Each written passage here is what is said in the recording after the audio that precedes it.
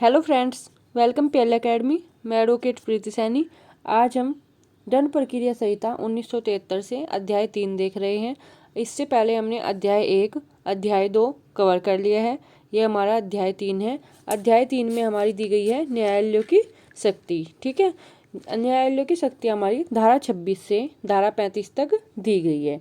ठीक है भाई, अब देखते हैं इम्पोर्टेंट क्वेश्चन। आजीवन कारावास का दंडादेश किसके द्वारा पारित किया जा सकता है?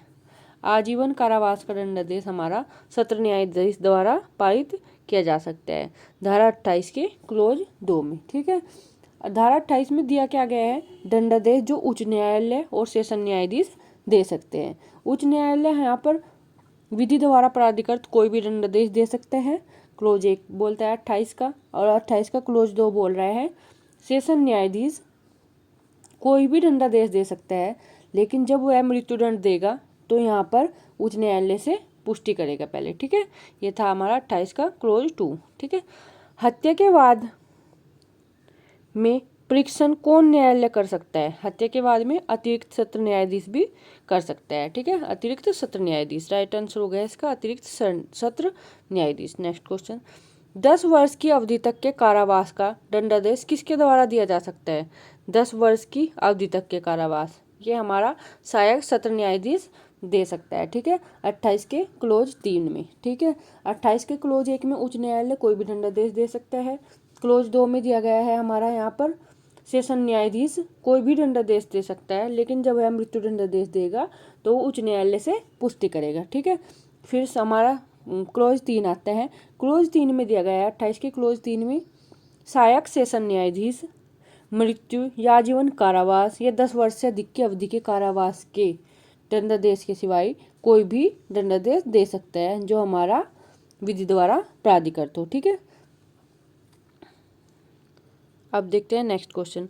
किसी सहायक सत्र न्यायाधीश के द्वारा दिया गया आजीवन कारावास का दंड कैसा माना जाएगा?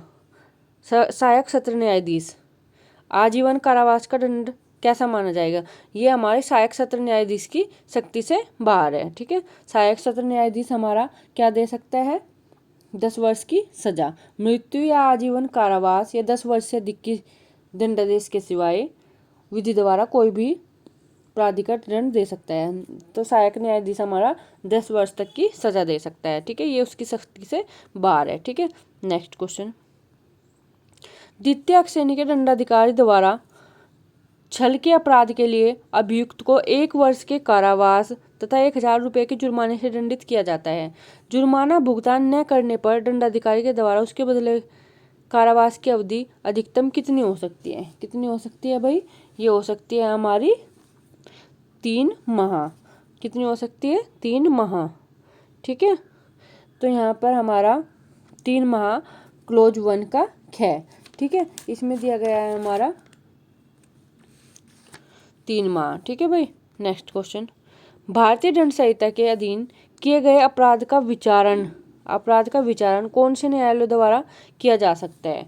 जो हमारे अपराध हैं उनका कौन से न्यायालय द्वारा विचारण किया जा सकता है? ये दिया गया है हमारा धारा 26 में। धारा 26 में क्या दिया गया है? न्यायालय जिनके द्वारा अपराध विचारणीय है। ठीक है, धारा 26 में दिया गया है न्यायालय जिनके द्वारा अपराध विचारणीय है। जब किया गया अपराध भारतीय दंड संहिता के अधीन हो तब उसका विचारण कौन? उच्च न्यायालय, सेशन न्यायालय द्वारा या किसी ऐसे न्यायालय द्वारा किया जा सकता है जो इस संहिता की प्रथम अनुसूची में दर्शित हो। किसके द्वारा किया जा सकता है भाई? उच्च न्यायालय द्वारा, सेशन न्यायालय द्वारा या ऐसे न्यायालय द्वारा जो प्रथम अनुसूची में दर्शित हो। ठीक है भाई, ये थी हमारी धारा 26। नेक्स्ट क्वेश्चन, किसी अन्य विधि के अधीन किए गए अपराध का विचारण किन न्यायालयों द्वारा किया जाता है? अन्य विधि के अधीन अपराध का विचारण किन न्यायालयों द्वारा किया जाता है? यह है हमारा किसी अन्य विधि के अधीन अपराध की दशा में उसका विचारण उस न्यायालय द्वारा होगा जो कि उस विधि में उल्लिखित हो। ठीक है, जब कोई न्यायालय इस प्रकार उल्लिखित नहीं किया गया है तो वहाँ पर उच्च न्यायालय द्वारा किया जा सकता है। किसके द्वारा किया जा सकता है? उच्च न्यायालय द्वारा किया जा सकता है। किसी ऐसे न्यायालय द्वारा किया जा सकता है जो इस संहिता की प्रथम अनुसूची में दर्शित हो। ठीक है भाई, अब देखते हैं नेक्स्ट क्वेश्चन, किशोर अपराधियों के विचारण के संबंध में व्यवस्था संहिता की किस धारा में दी गई है? किशोर के मामलों में अधिकारिता कहाँ पर दी गई है भाई, धारा 27 में। ठीक है, कहाँ पर दी गई है, धारा 27 में। भाई ये हमारे सारे इंपॉर्टेंट क्वेश्चन है प्री ऑफ पॉइंट से। ठीक है, इनको अच्छे से तैयार कर लेना, इनसे बाहर कहीं नहीं जाएगा। ठीक है, किशोर अपराधी से आप क्या समझते हैं, किशोर अपराधी से आप क्या समझते हैं, न्यायालय के समक्ष हाजिर होने की तारीख को 16 वर्ष से कम आयु के अपराधी को किशोर अपराधी कहलाते हैं। जो हमारे 16 वर्ष से कम होते हैं वो हमारे क्या कहलाते हैं, किशोर अपराधी, किशोर अपराधी कहलाते हैं। किशोर अपराधी के बारे में कहाँ पर दिया गया है, ये दिया गया है हमारा धारा 27 में। ठीक है भाई, नेक्स्ट क्वेश्चन, किसी ऐसे अपराध का विचारण जो ऐसे व्यक्ति द्वारा किया गया है जिसकी आयु न्यायालय के समक्ष हाजिर होने के तारीख से 16 वर्ष से कम हो, किस न्यायालय द्वारा किया जाएगा, किसके द्वारा किया जाएगा भाई, सीजीएम द्वारा, मुख्य न्यायिक मजिस्ट्रेट द्वारा, या बालक अधिनियम 1860 या किशोर अपराधियों के उपचार, प्रशिक्षण और पुनर्वास के लिए उपबंध करने वाली किसी अन्य विधि के अधीन विशेष रूप से सशक्त किए गए न्यायालय द्वारा किया जाएगा। ये हमारी धारा 27 में दिया गया है। ठीक है, किसके द्वारा, मुख्य न्यायिक मजिस्ट्रेट द्वारा, या फिर किसी ऐसे बाल अधिनियम 1860 द्वारा, या फिर अपराधियों के उपचार, प्रशिक्षण या पुनर्वास के लिए जो बंद किए गए हैं उस विधि द्वारा। ठीक है, नेक्स्ट क्वेश्चन, संहिता की धारा 27 के अंतर्गत 16 वर्ष से कम आयु के किशोर द्वारा कौन सा अपराध नहीं किया गया होना चाहिए, ऐसा अपराध नहीं किया जाना चाहिए भाई जो मृत्यु और आजीवन कारावास से दंडनीय हो। ठीक है, नेक्स्ट क्वेश्चन, संहिता की कौन सी धारा न्यायालयों के दंडित क्षेत्राधिकार के विशेष में उपबंध करती है, कौन सी धारा करती है भाई, धारा 28, धारा 29, धारा 30 और धारा 31 दांडिक क्षेत्राधिकार के विषय में उपबंध करती है, 28, 29, 30 और 31। ठीक है भाई, नेक्स्ट क्वेश्चन,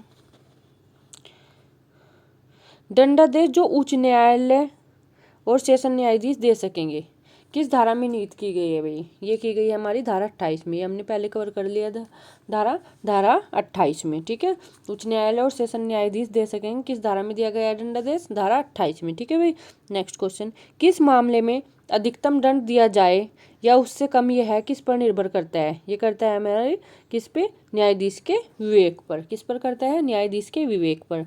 नेक्स्ट क्वेश्चन, गंभीर अपराध के लिए दंड का उद्देश्य ऐसे अपराध के लिए कड़ा दंड देकर ऐसे अपराध की पुनरावृत्ति को रोकना है, यह किस वाद में अभी निर्धारित किया गया है, यह किया गया है भाई हमारा जुल्फिकार अली बनाम उत्तर प्रदेश राज्य में। ठीक है, किस वाद में, जुल्फिकार बनाम उत्तर प्रदेश राज्य में। ठीक है, नेक्स्ट क्वेश्चन, उच्च न्यायालय का दांडिक क्षेत्राधिकार क्या है, यहाँ पर हमारा विधि द्वारा प्राधिकृत कोई भी दंडादेश दे सकता है उच्च न्यायालय, ये दिया गया है हमारा 28 के क्लोज 1 में। यहाँ पर हमारा जो 28 सेक्शन है क्लोज 1 में उच्च न्यायालय का दिया गया है, क्लोज 2 में हमारा सेशन न्यायाधीश का दिया है, और क्लोज 3 में हमारा सहायक सेशन न्यायाधीश का दिया गया है भाई। ठीक है, इनको ध्यान रखना। क्लोज 20 धारा 28 के क्लोज 1 में उच्च न्यायालय कोई भी दंडादेश दे सकता है, सेशन न्यायालय कोई भी दंडादेश दे सकता है, लेकिन मृत्यु दंड की पुष्टि किससे करेगा, उच्च न्यायालय से। ठीक है,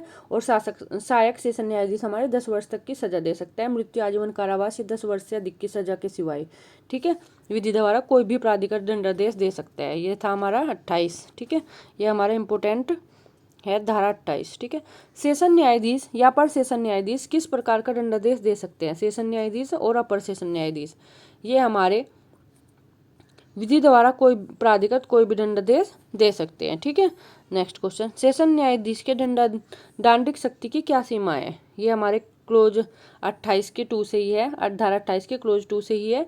सेशन न्यायाधीश द्वारा मृत्यु दंडादेश दिए जाने की स्थिति में किससे पुष्टि करनी होगी, उच्च न्यायालय से पुष्टि करनी होगी, ये धारा 28 का क्लोज 2 बोलता है। ठीक है भाई, नेक्स्ट क्वेश्चन, सहायक सेशन न्यायाधीश का दांडिक क्षेत्राधिकार क्या है, सहायक सेशन न्यायाधीश का ये दिया गया है हमारा धारा 28 की क्लोज 3 के अनुसार। सेशन न्यायाधीश यहाँ पर मृत्यु, आजीवन कारावास या 10 वर्ष से अधिक की अवधि के कारावास के दंडादेश के यहाँ पर दिया गया है भाई सिवाय इनको छोड़कर विधि द्वारा कोई भी प्राधिकृत दंडादेश दे सकता है। ठीक है भाई, नेक्स्ट क्वेश्चन, संहिता की कौन सी धारा मजिस्ट्रेटों के दांडिक क्षेत्राधिकार के बारे में उपबंध करती है, दांडिक क्षेत्राधिकार के बारे में कौन उपबंध करती है, धारा 29। ठीक है, धारा 29 29 में दिया गया है मजिस्ट्रेट जो दंड दे सकेंगे। ठीक है, सीजेएम हमारा 7 साल तक, प्रथम वर्ग हमारा 3 वर्ष 10,000 रुपये, और द्वितीय वर्ग मजिस्ट्रेट हमारा 1 वर्ष 5,000 रुपये, मजिस्ट्रेट 5,000 रुपये, इस तरह हमारे दिए गए हैं। ठीक है,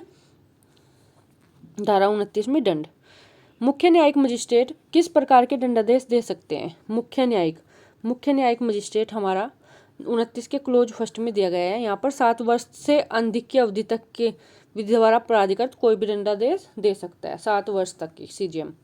ठीक है, और प्रथम वर्ग मजिस्ट्रेट 29 के क्लोज 2 में दिया गया है। यहाँ पर प्रथम वर्ग मजिस्ट्रेट का न्यायालय 3 वर्ष से अधिक की अवधि के लिए कारावास और 10,000 रुपये से अधिक का जुर्माना या दोनों दंडादेश दे सकते हैं। ठीक है, क्लोज 3 में दिया गया है भाई हमारा द्वितीय वर्ग मजिस्ट्रेट हमारा किस प्रकार का दंडादेश दे सकता है? ये हमारा 1 वर्ष से अधिक के लिए कारावास और 5,000 रुपये तक का 5,000 रुपये से अधिक का जुर्माना या दोनों दंडादेश दे सकते हैं। ठीक है भाई, 29 के क्लोज फर्स्ट में हमारा सीजीएम 7 वर्ष से अधिक तक, प्रथम वर्ग हमारा 3 वर्ष और 10,000 रुपये से अधिक या फिर दोनों दे सकता है। द्वितीय वर्ग मजिस्ट्रेट हमारा 1 वर्ष 5,000 रुपये से अधिक या फिर दोनों दंडादेश दे सकते हैं। ठीक है भाई, ये हमारा धारा 29 कंप्लीट हो गई। जुर्माना देने में व्यतिक्रम होने पर मजिस्ट्रेट क्या दे सकता है? जुर्माना देने में व्यतिक्रम हो गया है तो हमारा ये जाएगा धारा 30 में। यहाँ पर धारा 30 के अनुसार मजिस्ट्रेट किसी मजिस्ट्रेट का न्यायालय जुर्माना देने में व्यतिक्रम होने पर इतनी अवधि का कारावास अधिनिर्णित कर सकता है जो विधि द्वारा प्राधिकृत हो, परंतु वह अवधि धारा 29 में दी गई मजिस्ट्रेट की शक्ति से अधिक नहीं होगी। जो हमारी धारा 29 में मजिस्ट्रेट की शक्ति दी गई है, जैसे सीजीएम 7 साल, प्रथम 3 वर्ष 10,000 रुपये, द्वितीय वर्ग मजिस्ट्रेट 1 वर्ष 5,000 रुपये, इनकी शक्ति से बाहर नहीं होना चाहिए। ठीक है, ये हमारा धारा 30 बोलती है। ठीक है भाई, मजिस्ट्रेट की शक्ति से बाहर नहीं होना चाहिए। जहाँ कारावास मुख्य दंडादेश के भाग के रूप में अधिनिर्णित किया जाता है, वहाँ कारावास की अवधि कितनी होगी भाई? उस कारावास की अवधि में 1/4 से अधिक न होगी। कितनी? 1/4 से अधिक नहीं होगी, जिसको मजिस्ट्रेट उस अपराध के लिए न कि जुर्माना देने में व्यतिक्रम होने पर दंड के तौर पर देने में सक्षम है। ठीक है भाई, 1/4 से अधिक नहीं होगी। कितनी होगी? 1/4 से अधिक नहीं होगी। नेक्स्ट क्वेश्चन, धारा 30 के अंतर्गत जुर्माना देने में व्यतिक्रम होने पर क्या कारावास मुख्य कारावास के साथ होगा? ये हमारा धारा 30 में बताया गया है।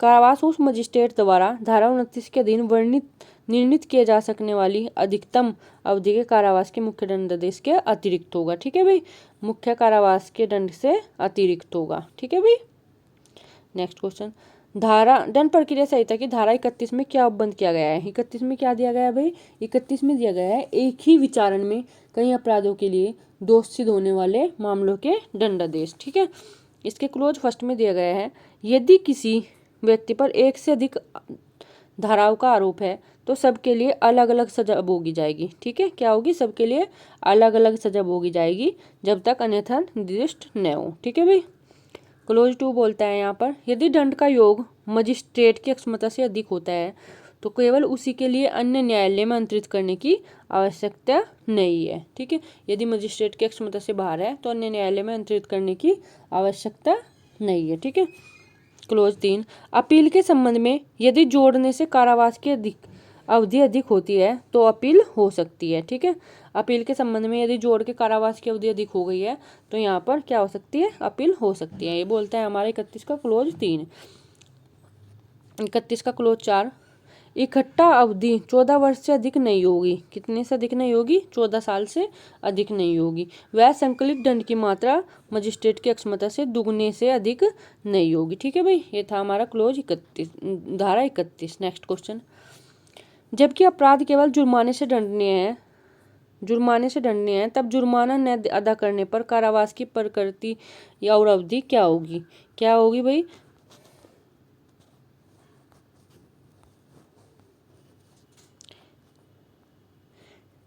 यहाँ पर दिया गया है हमारा, यदि हमारी संहिता की धारा 30 में अपराध केवल जुर्माने से दंडनीय है, तब जुर्माना अदा न करने पर कारावास की प्रकृति कैसी होगी भाई? सादा होगी। कैसी होगी कारावास की प्रकृति? सादा होगी। यदि जुर्माना हमारा 1 से 50 रुपये तक का है तो उस कारावास की अवधि कितनी होगी? 2 माह होगी। कितनी होगी भाई? 2 माह होगी। यदि 50 रुपये से अधिक है तो कितनी? 50 रुपये से अधिक और 100 रुपये तक का जुर्माना है तो कारावास की अवधि कितनी होगी? 4 माह होगी। कितनी होगी भाई? 4 माह। यदि जुर्माना 100 रुपये से अधिक कितना भी है, 100 रुपये से अधिक, तो यहाँ पर कितनी होगी कारावास की अवधि? 6 माह। कितनी होगी भाई? 6 माह। लेकिन 6 माह से अधिक सजा किसी भी दशा में नहीं होगी। 6 माह से अधिक सजा किसी भी दशा में नहीं होगी। क्या दिया गया है भाई यहाँ पर? यदि 1 से 50 रुपये तक का जुर्माना है तो कारावास की अवधि होगी 2 वर्ष, 2 माह। कितनी? 2 माह। यदि 50 रुपये से अधिक और 100 रुपये तक जुर्माना है तो कारावास की अवधि होगी यहाँ पर 4 माह। यदि 100 रुपये से अधिक है कितना भी कारावास की अवधि है तो यहाँ पर कितनी होगी? 6 माह। लेकिन यहाँ पर किसी भी दशा में 6 महीने से अधिक नहीं होगी सजा। ठीक है, नेक्स्ट। न्यायाधीशों और मजिस्ट्रेटों की शक्तियों का उनके पद उत्तरवर्तियों द्वारा प्रयोग किया जा सकता है। यह किस धारा में निहित है? किस धारा में निहित है भाई? उनके पद उत्तरवर्तियों द्वारा प्रयोग किया जा सकता है। ये दिया गया है हमारा, न्यायाधीशों और मजिस्ट्रेटों की शक्तियों का उनके पद उत्तरवर्तियों द्वारा प्रयोग किया जा सकता है। ये दिया गया है हमारा धारा 35 में। किस में दिया गया है?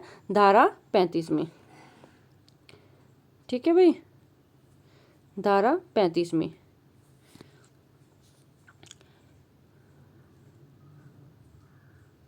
ठीक है भाई, अगर आपको वीडियो पसंद आई हो लाइक शेयर सब्सक्राइब कर देना। ठीक है, थैंक यू।